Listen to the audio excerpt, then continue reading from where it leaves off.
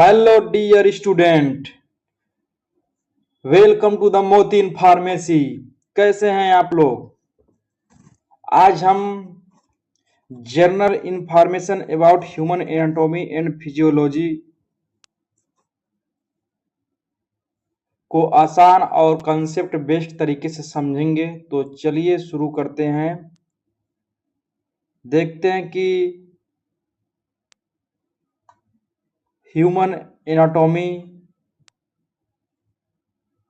और फिजियोलॉजी क्या होता है। Human anatomy and physiology is the branch of science that study the structure, anatomy, and function physiology of the human body. These two subjects are closely related because the structure of an organ determines how its function. मतलब human anatomy and physiology एक science branch of science है, science के parts हैं जिसके अंदर हम study करते हैं जो ह्यूमन का स्ट्रक्चर है, जो ऑर्गन्स हैं। ठीक है, जैसे लीवर हो गया, किडनी हो गया, रिप्रोडक्टिव ऑर्गन्स हो गए, हार्ट हो गया। ये हमारे एनाटॉमी के पार्ट्स हैं। जितने भी हमारे ऑर्गन्स हमारे बॉडी में है सारे एनाटॉमी हैं, एनाटॉमिकल पार्ट्स हैं। ये कैसे फंक्शन करते हैं, ठीक है, हमारा हार्ट कैसे ब्लड पंप करता है, तो ये इसका फिजियोलॉजी है। जो पंप करने का तरीका है ये फिजियोलॉजिकल फंक्शन है। हमारा लीवर है जो ढेर सारे ड्रग्स को, फूड्स को मेटाबोलाइज करता है, ब्रेक डाउन करता है। तो ये कैसे कर रहा है काम, उसका फिजियोलॉजी है। ठीक है, फंक्शन है वही। किडनी हमारा जो है उसका काम क्या है, ब्लड को फिल्टर करना, वेस्ट प्रोडक्ट को बाहर निकालना। तो ये जो वेस्ट प्रोडक्ट को फिल्टर कर रहा है, एक्स्ट्रा जो फ्लूइड उसको बाहर कैसे निकालना है, इसी के बारे में पढ़ेंगे। इसी को हम बोलते हैं फिजियोलॉजी। तो फिजियोलॉजी में हम उसका फंक्शन देखते हैं कि कैसे वो अपना काम कर रहा है। ठीक है, तो ये एनाटॉमी और फिजियोलॉजी ये दोनों एक दूसरे से क्लोजली रिलेटेड हैं, इसलिए हम इसको एक साथ में पढ़ते हैं। और हायर लेवल पे, एमबीबीएस लेवल पे दोनों पार्ट्स को अलग अलग पढ़ा जाता है। जब हम किसी एनाटॉमिकल पार्ट्स का, जैसे हमारा लीवर हो गया, उसका शेप, साइज, कितने लोब में है, डिवाइड है, नॉर्मल उसको देखने पर उसका कलर कैसा दिखता है, उसका शेप कितना बड़ा है, कितने साइज का है, कितना उसका वेट है, जब हमें ये पता होता है उसके साथ साथ हमें पता होता है कि ये कैसा फिजियोलॉजिकल फंक्शन परफॉर्म करता है। ठीक है, जब ये चीज़ें, नॉर्मल चीज़ें हमें पता होती है, उसके बाद जब उसमें कोई एबनॉर्मल आता है, कोई प्रॉब्लम आती है, तो उसी प्रॉब्लम के बेस पे और नॉर्मल कंडीशन को आपस में कंप्रोमाइज करके हम डायग्नोसिस तैयार करते हैं कि लीवर में या किसी और ऑर्गन्स में ये प्रॉब्लम आई है, इसमें दिक्कत हुआ है, तो उसी के बेस पे हम उसे ट्रीटमेंट सजेस्ट करते हैं। ठीक है, अब हम देखते हैं एनाटॉमी। अब ये बताएं आप, anatomy is the study of structure and organization of the human body. जो हमारा एनाटॉमी है ये हमारे ऑर्गेनाइजेशन का स्ट्रक्चर है, ह्यूमन बॉडी का जो ऑर्गन्स हैं उन्हीं के बारे में जो हम पढ़ते हैं उसी को बोलते हैं एनाटॉमी। ठीक है,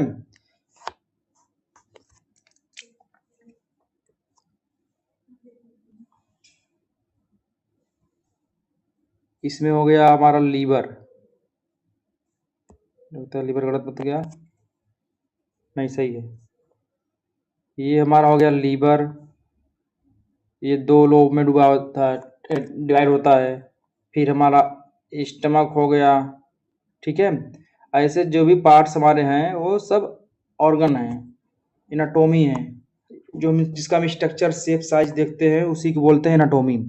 फिर एनाटॉमी को डिवाइड किया गया है। ठीक है, anatomy is divided into two the following branches. Gross microscopic anatomy, यहाँ पे ग्रॉस माइक्रो लिखा है मतलब बड़ा scopic anatomy. Study of bones structure visible to naked eye. जैसे ग्रॉस एनाटॉमी में बिना हम माइक्रोस्कोप के जो चीज देख के जो हमें विजुअल है नेकेड आई से, उसके बारे में पढ़ते हैं, उसे ही हम बोलते हैं ग्रॉस या माइक्रोस्कोपिक एनाटॉमी। इसके अंदर आ जाएगा बोन्स आ जाएंगे, मसल्स आ जाएगा, हार्ट आ जाएगा, लीवर आएगा, किडनी आएगा, आइस आएंगे। ठीक है, ये हमारे ग्रॉस एनाटॉमी है। सेकेंड नंबर पे क्या है, माइक्रोस्कोपिक एनाटॉमी, जिसको हमको स्टडी करने के लिए माइक्रोस्कोप की जरूरत पड़ती है, जिसका स्टडी करने के लिए माइक्रोस्कोप की सूक्ष्मदर्शी की जरूरत पड़ती है, उसको बोलते हैं माइक्रोस्कोपिक एनाटॉमी। तो माइक्रोस्कोपिक एनाटॉमी, ठीक है। Study of structure the require a microscope include histology, study about tissue. हम हिस्टोलॉजी में क्या पढ़ते हैं, हिस्टोलॉजी है ब्रांच ऑफ ह्यूमन एनाटॉमी का ही समझ लीजिए। इसके अंदर हम क्या पढ़ते हैं कि जो हमारा टिश्यू है डिफरेंट टाइप के, एपिथेलियल टिश्यू है, फैटी टिश्यू, कनेक्टिव टिश्यू, ठीक है, मस्कुलर टिश्यू, कार्डियक टिश्यू, जितने भी टिश्यू हम बारे में हम स्टडी करते हैं उसको हम बोलते हैं हिस्टोलॉजी। फिर है साइटोलॉजी, स्टडी ऑफ सेल्स। जब हम पार्टिकुलर किसी सेल्स के बारे में पढ़ते हैं तो उसे हम बोलते हैं cytology.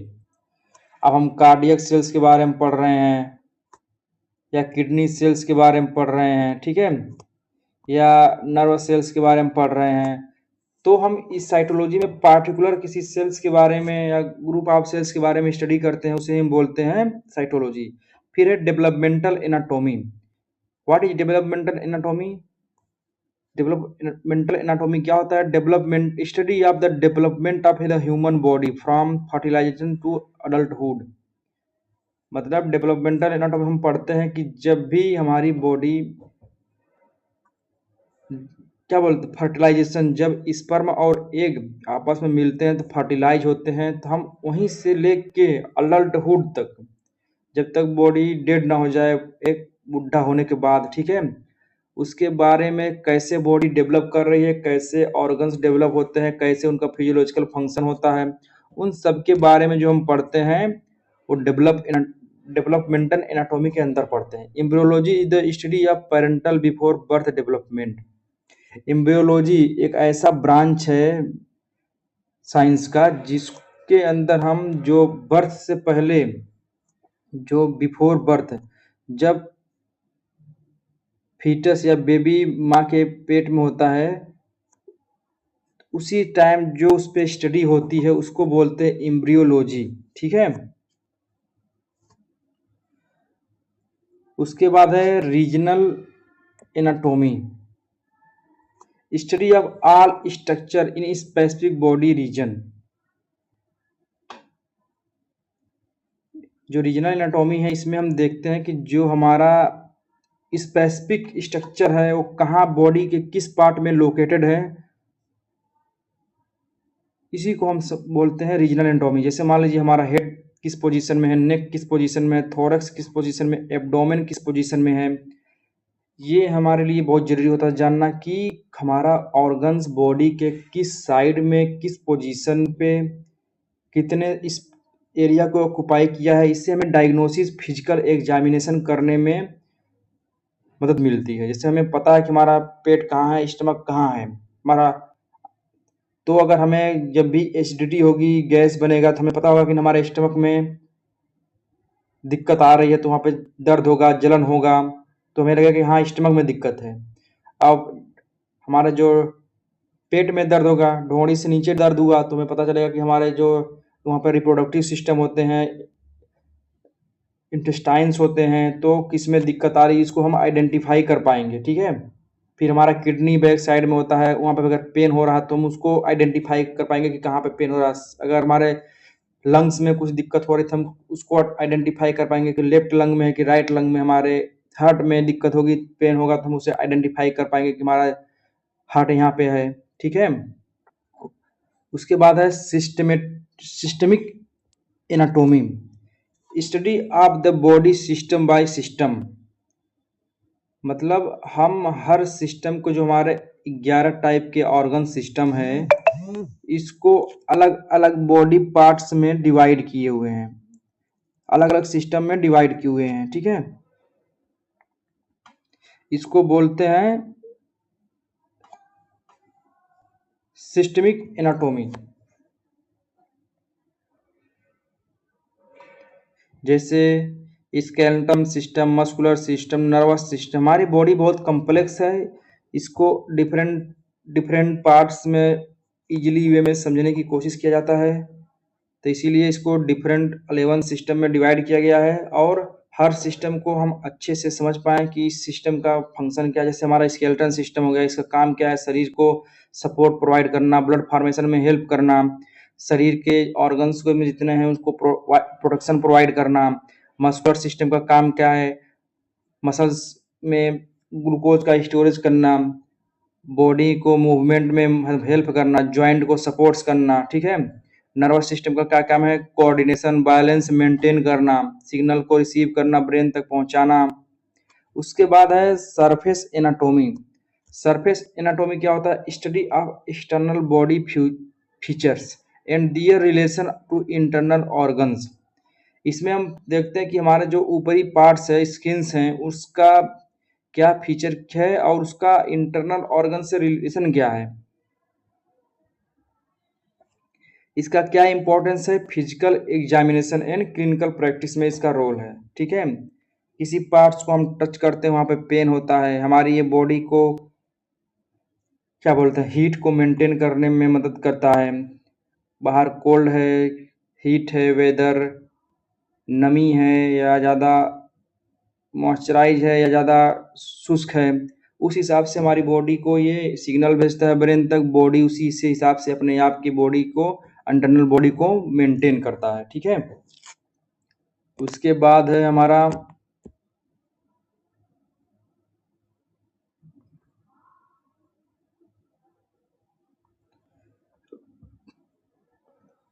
Radiological imaging anatomy. Radiological imaging anatomy, study of body structure using imaging techniques. मतलब इसमें हम बॉडी के स्ट्रक्चर का स्टडी कर रहे हैं रेडिएशन का यूज करके, ठीक है। जैसे x ray, CT scan, MRI, ultrasound. इसमें हम क्या समझते हैं, जब हम किसी हमारे ऑर्गन्स में, हमारे बॉडी के किसी पार्ट्स में कोई दिक्कत आती है तो वहाँ पे हम रेडिएशन पेनिट्रेट करवाते हैं और उस पार्टिकुलर एरिया का हमें साइज, शेप सब कुछ विजुअल हो जाता है, ठीक है। जिससे हम क्लिनिकली अच्छे से डायग्नोसिस बना पाते हैं कि क्या दिक्कत है, क्या दिक्कत नहीं है। फिर है clinical applied anatomy. Clinical anatomy या clinical applied anatomy, application of anatomical knowledge in medicine, surgery, nursing and pharmacy. इसमें वही है कि जब हम बेसिक एनाटॉमी के बारे में जानेंगे, basic parts, basic structure, basic उसका फंक्शन, कहाँ पे उसका लोकेशन है, उसका क्या काम है, जब उसके बारे में हम जानेंगे, उसके बाद जब देखेंगे कि उस ऑर्गन्स में कुछ डिसफंक्शन हुआ है, कुछ एबनॉर्मल हुआ, अच्छे से काम नहीं कर रहा है, उसका शेप साइज बढ़ गया है, घट गया है, तो उसी हिसाब से हम डायग्नोसिस बनाएंगे और उसका ट्रीटमेंट करेंगे, ठीक है। उसके बाद है physiology. Physiology is the study of the normal function of the body, organ, tissue and cells. Physiology में हम स्टडी करते हैं कि हमारी जो ऑर्गन्स हैं वो नॉर्मली कैसे फंक्शन करती है, कैसे काम करती है। कोई भी हमारा ऑर्गन्स ले लीजिए, जैसे how to heart pump blood. जो हमारा हार्ट एक हार्ट एक क्या है, ऑर्गन है। इसका स्ट्रक्चर, इसका शेप, साइज हम एनाटॉमी में पढ़ते हैं। फिर ये कैसे ब्लड को पंप करता है, ये ब्लड को पंप कैसे कर रहा है, इसी को हम फिजियोलॉजी में पढ़ेंगे, ठीक है। फिर हमारा लंग्स जो है, लंग्स 2 लंग्स होते हैं, एक में 3 लोब, एक में 2 लोब होता है, इसका स्ट्रक्चर हमें पता है। फिर हम देखते हैं कि ये ब्रीथिंग, सांस लेने में कैसे हेल्प करता है, इसी को बोलते हैं फिजियोलॉजी। फिर है किडनी, हमारा 2 किडनी होते हैं, ये क्या करते हैं, फिल्टर ब्लड, प्रोड्यूस यूरिन। हम किडनी का शेप, साइज के बारे में पता है कि किडनी का शेप बिन शेप का होता है, 2 किडनी होते हैं। तो वो कैसे काम कर रहे हैं, कैसे ब्लड को फिल्टर कर रहे हैं, कैसे यूरिन को प्रोड्यूस कर रहे हैं, कैसे हमारे वेस्ट प्रोडक्ट को बाहर निकाल रहे हैं, तो इसी को फिजियोलॉजी बोलते हैं, फिजियोलॉजिकल फंक्शन बोलते हैं। फिर हमारा नर्वस सिस्टम हो गया, ये ट्रांसमिट सिग्नल, हमारा नर्व जो है उसको हम पता कि ऐसे नर्व दिखते हैं, ऐसे होते हैं नर्व, यहाँ बॉडी में प्रेजेंट है। फिर सिग्नल कैसे ब्रेन से बॉडी तक पहुंचा रहे हैं, इसको बारे में पढ़ना ही हमारा फिजियोलॉजिकल फंक्शन है। उसके बाद है लेवल ऑफ ऑर्गेनाइजेशन, जो हमारे बॉडी में जितने भी टिश्यू सेल्स हैं वो कैसे कैसे बने हैं। तो लेवल ऑफ ऑर्गेनाइजेशन में हमारा केमिकल लेवल हो गया, एटम और मॉलिक्यूल सबसे छोटे पार्ट्स हैं। फिर उसके बाद सेलुलर लेवल हो गया, जहाँ पे सिर्फ ग्रुप ऑफ सेल्स मिलके बनाते हैं, सेलुलर लेवल। फिर टिश्यू लेवल, जहाँ पे ग्रुप ऑफ सिमिलर सेल्स मिलके टिश्यू बनाते हैं। ठीक है, पहले हो गया एटम हो गया, फिर सेल्स हो गया, फिर सेल्स मिलके टिश्यू बनाएंगे। ठीक है, फिर टिश्यू मिलके ऑर्गन बनाते हैं, ऑर्गन मिलके ऑर्गन सिस्टम बनाता है, फिर ऑर्गन सिस्टम मिलके बॉडी बनाती है। ठीक है, तो पहले क्या है, केमिकल से मिलके सेल बनाए, छोटे छोटे केमिकल मिलके सेल बनाए, फिर सेल से मिलके टिश्यू लेवल बनाए, ग्रुप ऑफ सिमिलर सेल, फिर टिश्यू ढेर सारे मिलके ऑर्गन लेवल बनाए, सिमिलर ग्रुप मिलके बनाएंगे, सिमिलर टिश्यू मिलेंगे, सेम टिश्यू रहेंगे तो हार्ट बनाएंगे, सेम टिश्यू लीवर में रहेंगे तो लीवर बनाएंगे, सेम टिश्यू अलग टाइप के मिलके किडनी बनाएंगे। तो ये सारे जो हार्ट लिवर किडनी है, ये ऑर्गन लेवल से फिर ऑर्गन सिस्टम लेवल पे आ जाएंगे। हार्ट के साथ जितने भी नस है, वे आर्टरी है, मिलके एक कार्डियोवैस्कुलर सिस्टम बनाएगी। लीवर, पैंक्रियाज, स्टमक, ये सब मिलके डाइजेस्टिव सिस्टम बनाएंगे। किडनी, यूरेटर, यूरेथ्रा, ब्लडर, ये सब मिलके यूरिनरी सिस्टम बनाएंगे। इसको बोलेंगे ऑर्गन सिस्टम लेवल।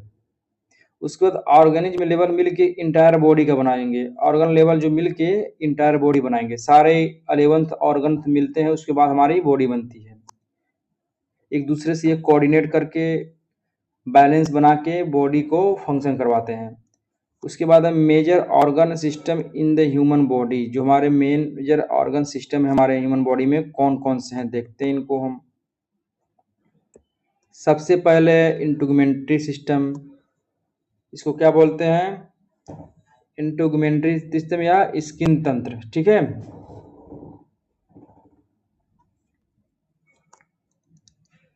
उसके बाद है स्केलेटन सिस्टम, बोन, जिसको कंकाल तंत्र बोलते हैं। उसके बाद है मस्कुलर सिस्टम, मसल्स, जिसको मांसपेशी तंत्र बोलते हैं। Nervous system, brain, spinal cord, nerve, जिसको तंत्रिका तंत्र बोलते हैं। एंडोक्राइन सिस्टम, स्राविक तंत्र बोलते हैं। फिर कार्डियोवैस्कुलर सिस्टम, जिसको रक्त संचार तंत्र भी बोलते हैं। फिर लिम्फेटिक सिस्टम, इम्यून सिस्टम, इसको लसिका तंत्र बोलते हैं। फिर रेस्पिरेटरी सिस्टम, इसको श्वसन तंत्र बोलते हैं। फिर डाइजेस्टिव सिस्टम, पाचन तंत्र बोलते हैं। यूरिनरी सिस्टम, उत्सर्जन तंत्र बोलते हैं। रिप्रोडक्टिव सिस्टम, प्रजनन तंत्र बोलते हैं। ये हमारे 11 टाइप के ऑर्गन सिस्टम हैं जो मेजर हैं। ठीक है, उसके बाद है बेसिक लाइफ प्रोसेस। हमारा जो लाइफ का बेसिक प्रोसेस क्या है, पहला मेटाबॉलिज्म है, फिर ग्रोथ है, फिर रिप्रोडक्शन है, फिर मूवमेंट है, फिर रिस्पॉन्सिवनेस है, फिर एक्सक्रेशन है। कोई भी चीज़ हम खाएंगे उसका मेटाबॉलिज्म होगा। हमारे बॉडी के सेल्स, टिश्यू, ऑर्गन्स एक लिमिटेड टाइम तक ग्रोथ करते हैं, फिर ये रिप्रोड्यूस करते हैं, अपने क्या बोलते हैं, अपने ये वंश को आगे बढ़ाते हैं। फिर मूवमेंट करना, एक जगह से दूसरी जगह पर मूव करना, फिर हम रिस्पॉन्स करते हैं, कुछ भी होता है हमारे साथ, फिर हमारे बॉडी में जो वेस्ट प्रोडक्ट उसको बाहर निकालते हैं। फिर देखते हैं होम्योस्टेटिस क्या होता है। Homeostasis is the body ability to maintain stable internal environmental despite changes in the external environment. Homeostasis एक ऐसा प्रोसेस है जिसमें हमारी बॉडी बाहर के इन्वायरमेंट सराउंडिंग, जैसे हमारे आसपास बारिश हो रही है, धूप हुआ है, हमारी बॉडी पानी में है कि धूप में है, हवा बहुत तेज है कि नहीं, उसी हिसाब से हमारी बॉडी अपने बॉडी इंटरनल स्ट्रक्चर को, इंटरनल बॉडी के फंक्शन को मेंटेन करती है। ठीक है, जैसे बॉडी टेम्परेचर, हमारे बॉडी का जो टेम्परेचर है 37 डिग्री सेल्सियस होता है। ब्लड पीएच हमारा 7.35 से 7.45 होता है। ब्लड ग्लूकोज लेवल हमारा maintain with in normal range. ठीक है, तो ये सब चीजें जो हमारा है सेंसरी ऑर्गन सेंस करके हमारे वाइटल्स ऑर्गन्स को बैलेंस करती है। हमारे जो सेंसरी ऑर्गन्स होते हैं, नोज, आई, स्किन, टेस्ट, बड, हैं, ये सब सेंसरी ऑर्गन है। हमारे जो वाइटल ऑर्गन्स हैं, टेम्परेचर हो गया, ऑक्सीजन हो गया, रेस्पिरेटरी रेट हो गया, ग्लूकोज लेवल हो गया, ये सब हमारे वाइटल ऑर्गन्स हैं। तो ये सब इसको मेंटेन करते ताकि हमारी बॉडी अच्छे से फंक्शन कर पाए।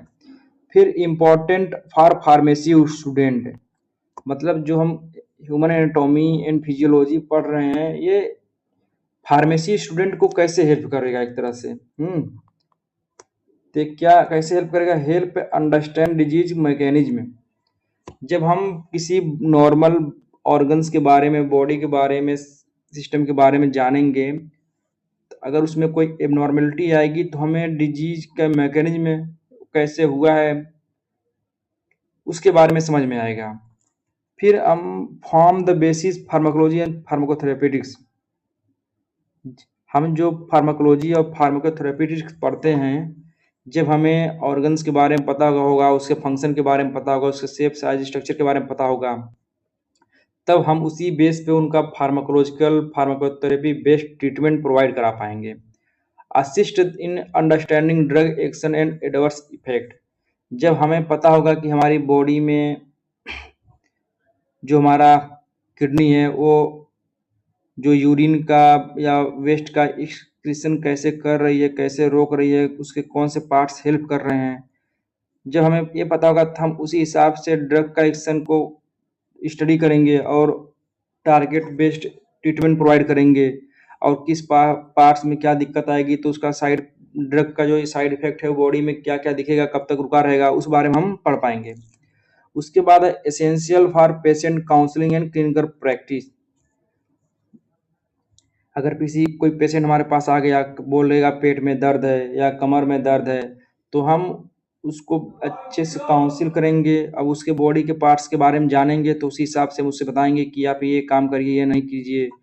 ये हमारे क्लिनिकल प्रैक्टिस में हेल्प करता है। ठीक है, उसके बाद हम देखेंगे scope and anatomy of and physiology.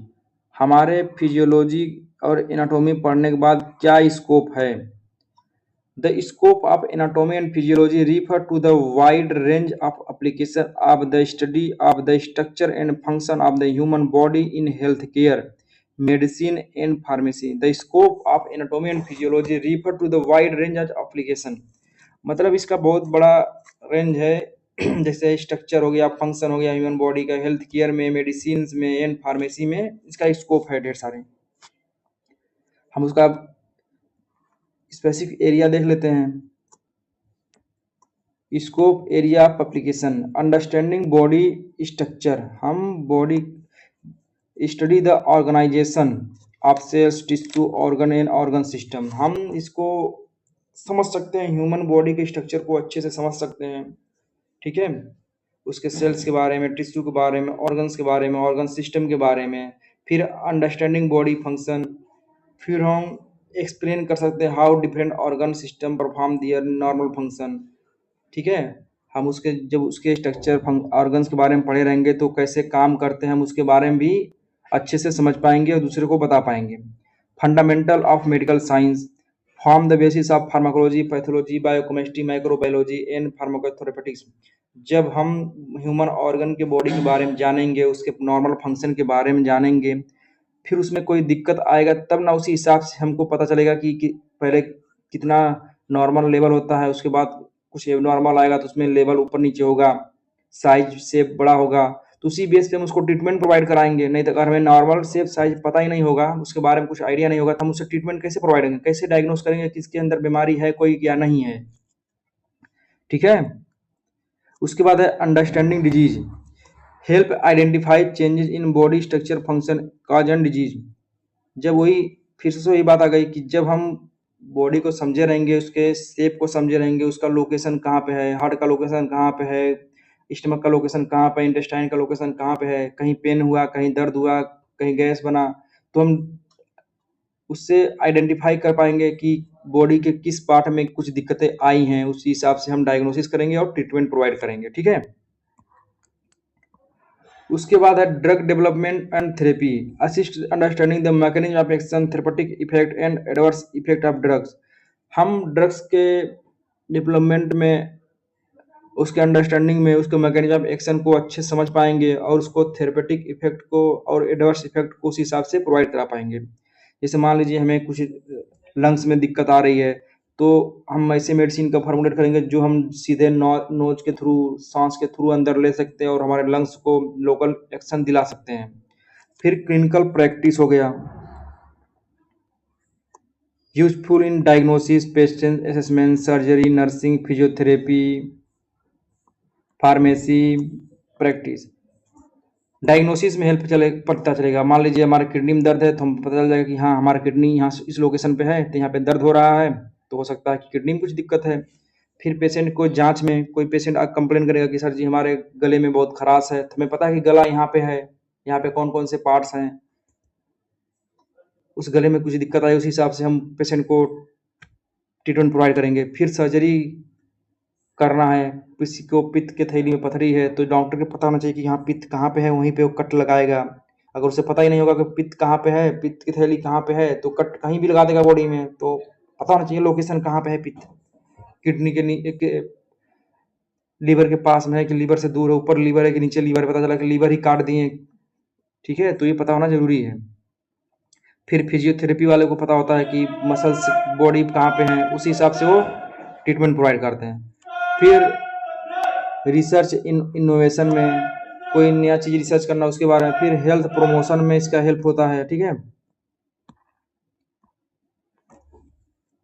Health promotion में disease prevention, health education, maintaining normal body function. तो उम्मीद है आज के लिए इतना ही आपको हमारी द्वारा पढ़ाए गए आज का टॉपिक समझ में आया होगा। अगर आपको नहीं समझ में आएगा तो आप कमेंट कर सकते हैं, कोई भी दिक्कत डाउट है तो आप हमसे पूछ सकते हैं कमेंट में, ठीक है। और हमारे चैनल को सब्सक्राइब जरूर कीजिएगा। धन्यवाद।